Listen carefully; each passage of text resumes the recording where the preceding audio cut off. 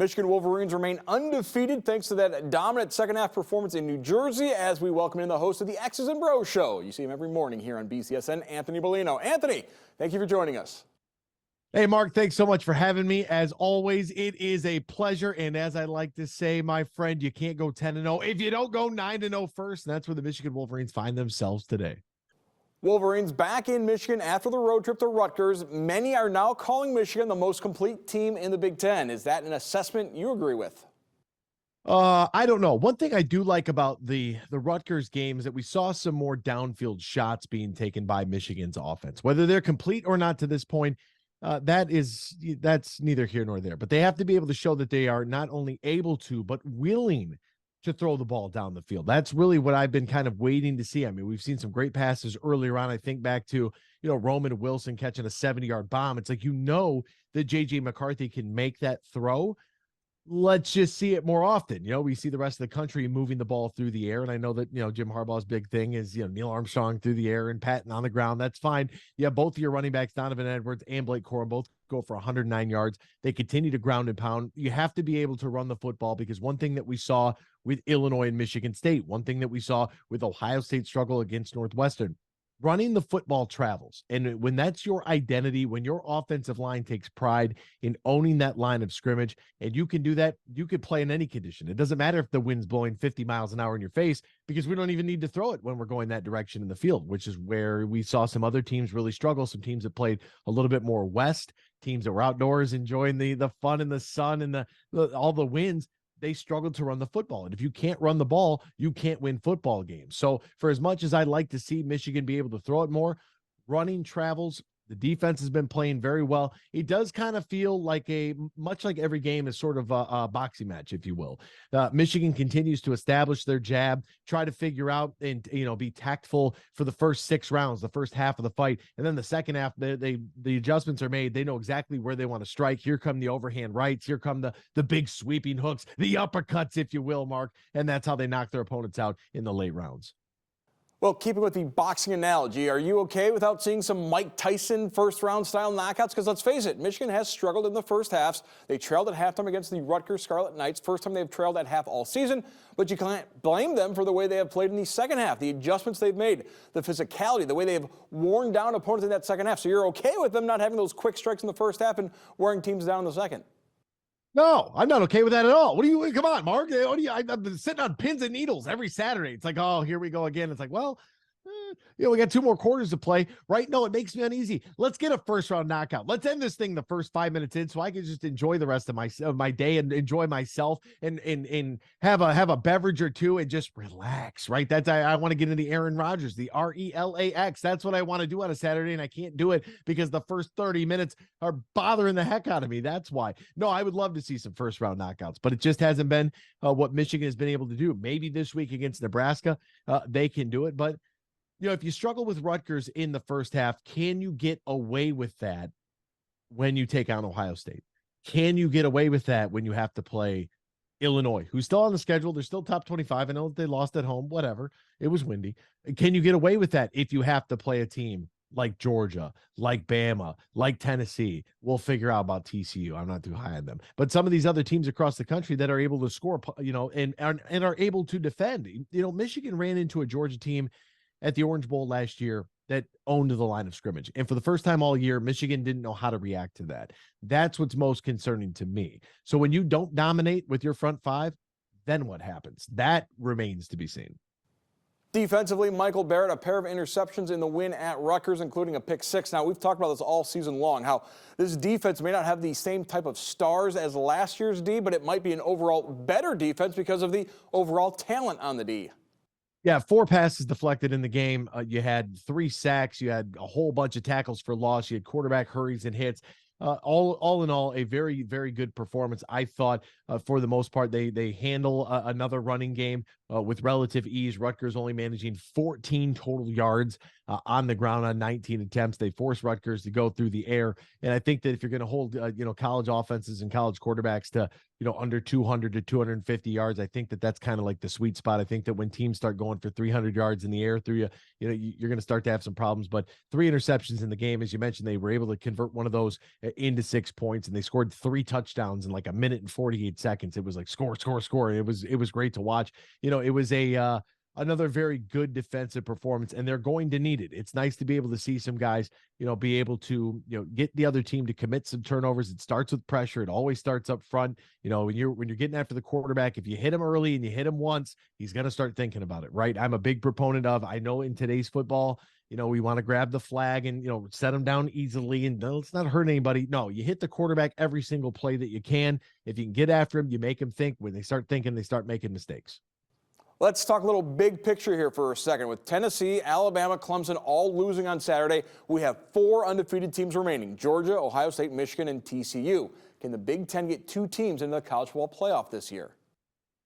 Well, Mark, I'm not on that committee. You know how that committee views everything, right? The committee believes, and probably rightfully so, that the SEC is the best conference in America. And without any set criteria on what it takes to actually make the college football playoff, whenever you just have arbitrary voting going on and the eye test and this number and that number, because we have such unbalanced schedules across the board. As the new commissioner of college football, thank you to all the viewers who voted for me too, by the way. Hit the polls, vote for me. I'll fix this thing, right? I mean, get out there and vote.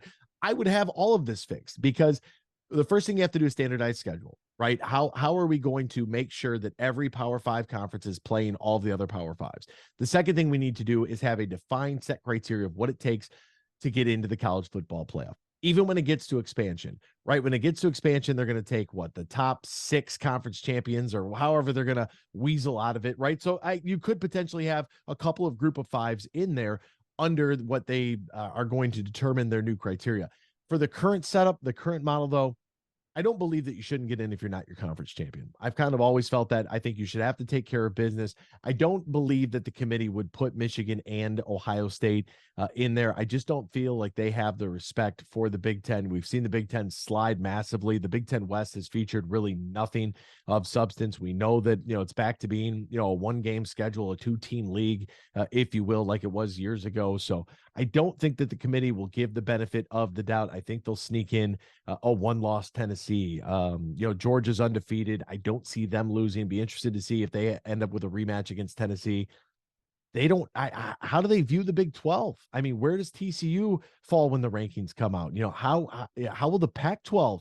They're kind of the forgotten about conference, because we're so focused on the Eastern Seaboard that Pac-12 After Dark. A lot of people aren't subscribers, and it's like, what are you going to do there? What does a 1-loss USC team bring to the table? Is that worth putting in over 2 teams out of the same conference? I, for one, would like to see it differentiate. I would take a 1-loss Pac-12 champion over 2 teams out of the same league any day of the week. But that's just because the more college football involves more of the country, the better overall product that we have. We've been way too region specific, way too region centric, and I think it's hurt the sport overall. Yeah, you look at the Pac-12, you got Oregon, USC, UCLA, all in the top 6. Now they're 6, 7, 8, 7, 8, 9, all in the bottom half of the top 10, but all in there. And whoever emerges out of that might have a strong argument to get into the top 4. So the Michigan Wolverines back in the Big House, 3:30 kickoff against the Nebraska Cornhuskers. 15, 20 years ago, this would have been a huge matchup, but Nebraska is, well, no longer Nebraska. They made a coaching change earlier this season. Interim coach Mickey Joseph has won a couple of games, but they're still just 3-6 in a far cry from what we saw during the glory days of Nebraska Cornhuskers in the 70s, 80s, and 90s. Yeah, this is not 95 anymore, folks. I hate to tell you that. Nebraska's a team that defensively, I mean, when you're giving up roughly 440 yards of offense every single game, it's going to be very, very difficult to stay in these games. They're actually being outscored on average by 4 points per game. This should be a game where, I say this and I begrudgingly say this, but hopefully Michigan can get out to a hot start. Nebraska, as you mentioned, 3-6 overall, 2-4 in conference play, trying to, make up a little ground, build up a little mojo after the firing of Scott Frost. But, they beat Rutgers 14-13. They beat Indiana 35-21. They lost to Minnesota this past week, 20-13. They got drilled by Illinois. They got, beat by Purdue in a high scoring affair. I don't see Nebraska anything that they do offensively or defensively, for that matter, that should concern the Wolverines. The biggest thing for Michigan is to stay locked in, week by week. And I think if you're the Michigan coaching staff, it's taking a look at these first, 10 weeks of football, the 9 games that you've played, and figuring out how in the world can we improve getting off to a better start. We've seen them score very early in football games, but then we've seen that kind of, go back to the Maryland game. It always helps when you kick a ball off of somebody's face and, get possession at the 5-yard line, but that's neither here nor there. You scored early. That's great. But how do you get a lead in the first half? How do you get out to a hot start and maintain that for 4 quarters? I think that would be the big message. If I'm on the Michigan coaching staff this week, we got to get out to a hot start. We got to put our foot in the ground, get a line in the sand. We are not going to allow what happened last week at Rutgers. Sure, we're happy with the win. We're happy with the final score. That's great. We can't be down at halftime to some of these teams. And Nebraska is one of those teams. Take care of business in the first quarter. Make my life there at the Big House on Saturday. Make it a lot easier, more enjoyable. Part of the reason why they were trailing at half at Rutgers was because of Jake Moody. Money Moody missed a couple of field goals in the first half. Granted, they were both 50-yarders, but any concern about Moody going into a slump here? No, I don't think so. You feel bad, because he's been so lights out all year, right? The further and further you get away, we know it's going to be difficult. It's going to be hard. You start getting that 50-yard range. Is it concerning that he missed? Yeah, maybe a little bit. I don't get too bent out of shape. And it's one of the things that, I go back and I watch this game and, against Rutgers, they get that touchdown, very, very early. And then they have a special teams gaffe where Rutgers scores on an ensuing punt from Michigan. Michigan comes back down the field, gets another score. And then you miss that field goal. And you really think about, okay, if you punt that ball away, it's 7-0 at that point. You maybe force a point. You're looking at 14-0. If you convert on the field goal, okay, you're looking at 17-0. And that's a big story to this. 50 yards, I feel like, is in Moody's range. I feel like as long as he's not too hard on himself, it's like when you have good shooters in basketball, only remember your makes, forget your misses, keep shooting, that type of deal. I would like to see him, if conditions are normal, if he knocks in a 50-yarder, I think the staff has full confidence in him. But you really look at that first half of that game, 17-14. And that's one of the ways that maybe Michigan, the block punt was very concerning because special teams have been very sound all year long. And if you're going to go down to a team like Ohio State, if you're going to go down to a team to Georgia, and it's not because their offense is beating you, it's because you're making mistakes in the special teams department, that's a huge concern because we don't often talk about special teams, but specialists got to be special. That's why they're called special, right? They got to clean that up for this week. First game in Michigan Stadium since the fight in the tunnel against Michigan State. Granted, it's Nebraska, not Sparty, but do you think there'll be increased security, more of a focus on keeping the two teams separated in the tunnel? There is a procedural change that happened after Penn State to Michigan State for halftime. I would imagine that post-game it will be very much the same. And no one's going to be going up the tunnel early, make sure that the other team has completely cleared it or is at least, in that back third making their way into the locker room. But I don't know if you saw the video that was tweeted out. I think it was in jest that Michigan and Rutgers walked up the tunnel together without any problems whatsoever. It's not a tunnel problem. It's an attitude problem. And it really, I know this isn't our topic, but I thought that Michigan State's response after that whole episode against Illinois, I thought that was very good. I thought it was very mature of their football team to be able to say, hey, look, maybe we do have a little bit of an attitude problem. Maybe at the end of the day, it's about what happens between the lines. And for them to go out and get that win against Illinois, good for the Big Ten East, bad for the Big Ten overall. But hey, might make them bowl eligible. Maybe bring them to the Quick Lane Bowl in Detroit. Who knows? Wouldn't that be something? Michigan State and Bowling Green in the Quick Lane Bowl in Detroit. Bowling Green, that would be great. Either way, I mean, we're looking for fan bases that are close. Let's pack the Midwest only college football bowl game. Let's do it. Well, we got a couple of weeks before we figure out all these bowl assignments, a couple of weeks for the big one between Michigan and Ohio State, November 26th. Both the Buckeyes and Wolverines looking to remain undefeated going into that matchup. First time they could do that since 2006. Almost did it in 16. Michigan tripped up late in November at Iowa. Now, the last two games before the game for Michigan are at home, Nebraska, then Illinois. I think playing those two games at home a big plus for the Wolverines. Oh, very much so. I think that's you talk about a benefit in the scheduling. That's it right there. No road trip, no shenanigans. We're back at home, midday kickoff this week. You feel good about that 3:30 start time.